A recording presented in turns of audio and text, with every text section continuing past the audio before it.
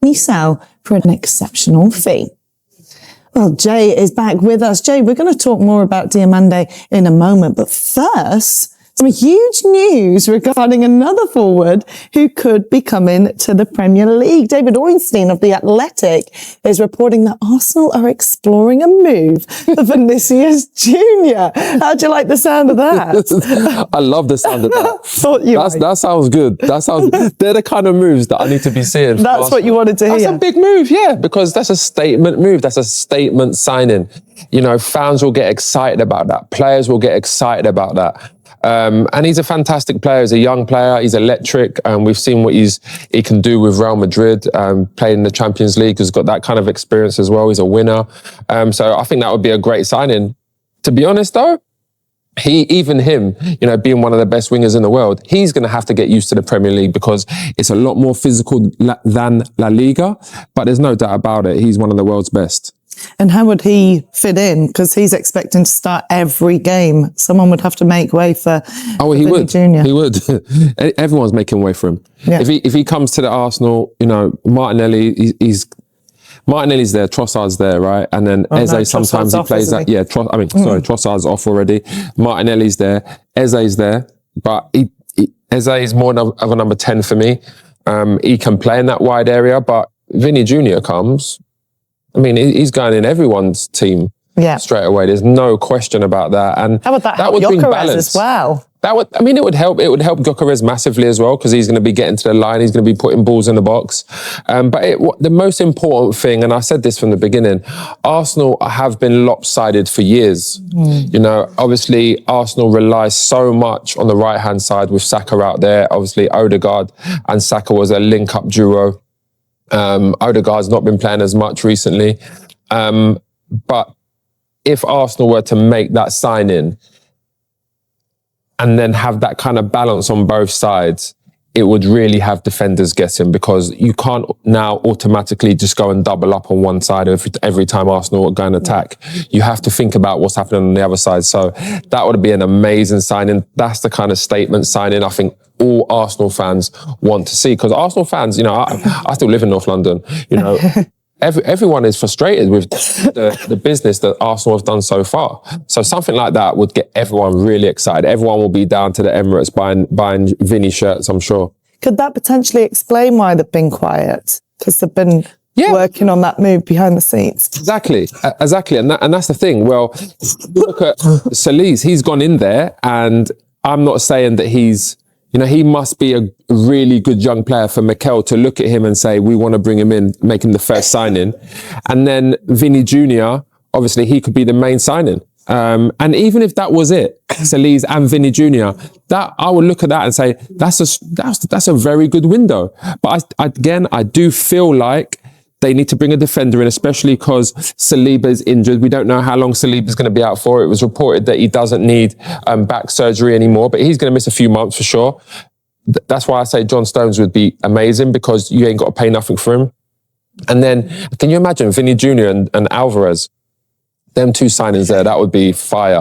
But if Vinny Jr., if this could happen, I mean, the fact that the Athletics reporting it means it's, you know, it's real. It's a real source. Yeah. So, I mean, Arsenal fans are going to get excited. I'm excited. They should. It's early stages. However, David Ornstein is usually a very reputable source, isn't he, when it comes to transfers? I have to say to our viewers, I'm sorry about these coughing fits. It seems to be whenever you come on set. I don't know what aftershave you've got. It's not my aftershave either. Yeah, I ain't wearing none. But I'm allergic to it. All right, Jay, we're going to need to change it up for next time.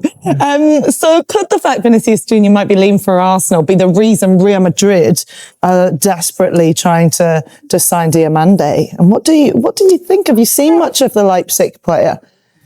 I like Diomande. I think he's a very good young player. Again, the money that Leipzig are looking for, I'm not sure, like the £100 million, I don't think they're going to get that for him. For £100 million plus, I want to be signing the best winger in the world. To me, Diomande is not one of the best wingers in the world right now.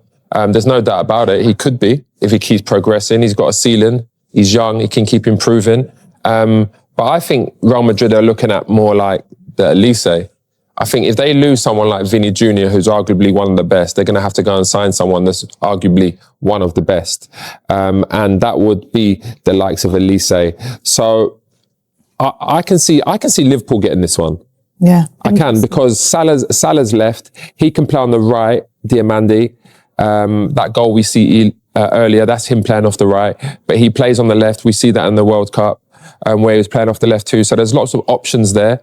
And I feel like that's the one that Liverpool will probably go all out for, because you have to replace Salah's goal somewhere. Obviously, Isak's going to be fit as well. So hopefully he can hit the ground running this season with a good pre-season. But I feel like Diamande will be going, well, if it's not PSG. But then even then with PSG, I'm looking at that and I'm saying, what are you playing? Are you better than Doué? Yeah. Are you better than Dembele? You know, are you better than these players? You know, they just signed a striker as well. So it's like, I don't know where. Kvaratskhelia. Yeah, Kvaratskhelia. Like, I don't know where he would be going in to start there. And then that could stifle his progression. So if I'm him and his management, I would look at the pathway. Yeah. Right. And then I would say to myself, okay, I'm a young player. I can go to Liverpool, play week in, week out. And I'm not saying Liverpool is a stepping stone, because they're one of the biggest clubs in the world. But if you do really well at Liverpool, you know, Real Madrid are coming again. Barcelona are coming again. All the big nations are coming. Bayern Munich, they're all coming. So if it was me, I'd be telling my player to go somewhere where you can play week in, week out. And, you know, you're going to be in the best league in the world. You say 100 million, you want the best winger in world football, but I mean, look what City have just done with Elliot Anderson. Chelsea have done with Morgan Rogers, one of the best midfielders in the world. Elliot Anderson's definitely one of the best midfielders in the world.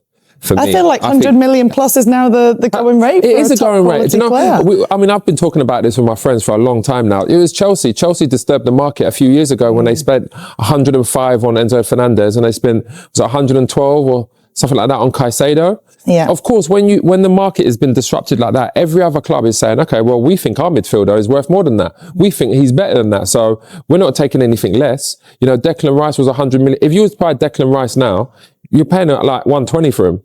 You know, at that moment, 100 million was the going rate. And the rest, I reckon. At that moment, that was the going rate. But again, like, if you want to buy one of the world's best attacking players, right? And we're talking about Elise's, then it's the 120 million pounds.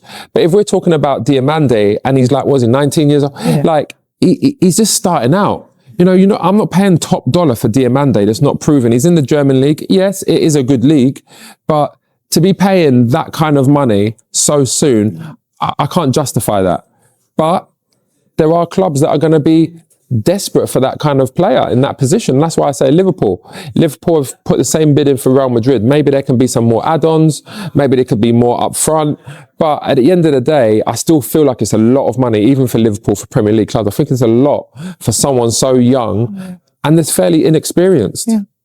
But dig around those academies. There's probably someone similar in there. He didn't have a great World Cup either. Yeah. Let's be honest. Coast, wasn't it? Arsenal ready to pay? 77er to sign world-class star. With bid prepared, Arsenal know that agreeing personal terms with Newcastle United midfielder Bruno Guimaraes would not be an issue. But persuading their Premier League rivals to green-light a sale remains a difficult task. The Magpies have already seen two key first-team stars quit St. James. Park this summer with Anthony Gordon joining Barcelona and Sandro Tonali making his way to Tottenham Hotspur Eddie. Howe faces a battle to hold on to top talent on Tyneside, and losing midfield metronome Guimaraes would be another blow for the Magpies' boss. Newcastle United have, so far, fought to keep Guimaraes at the club for the 2026-27 campaign, rejecting an initial $70 million bid from Arsenal. However, the Gunners do not consider the transfer saga to be over. Arsenal ready to pay $77 million for Bruno Guimaraes. Spanish outlet Mundo Deportivo report that Arsenal are ready to pay up to $77 million to sign Guimaraes.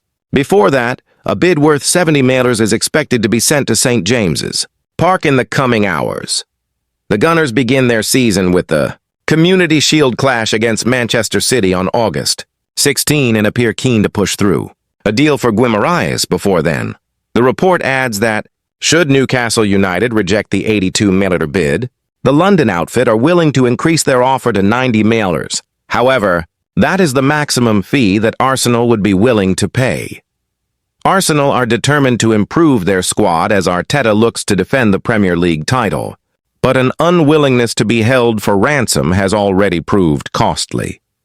The BBC claims that the Gunners held serious interest in Aston Villa star and England international Morgan Rogers, but refused to offer more than $80 million. The winger eventually joined London rivals Chelsea for a lofty $117 million. Newcastle United paid $45 million to sign Guimaraes from Lyon in January 2022. He has gone on to make 195 appearances for the club. Despite having another 2 years left on his deal at St. James's Park, the midfielder is believed to be keen to follow Tonali and Gordon out the door after the team's underwhelming 2025-26 season.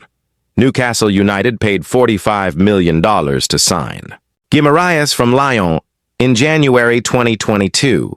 He has gone on to make 195 appearances for the club.